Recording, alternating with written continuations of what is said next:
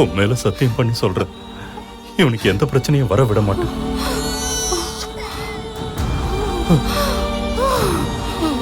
சீதா,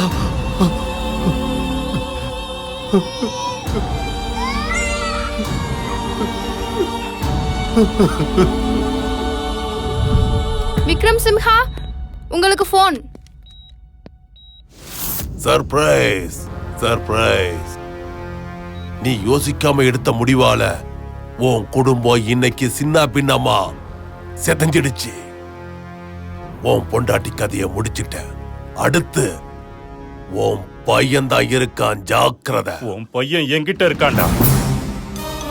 அவனை தூக்கு மேடையில ஏத்தி உன்னை ஜெயில் கம்பி எண்ணெய் வச்சு களி திங்க வைக்கல என் பேரு விக்ரம் சிம்ஹா இல்லடா.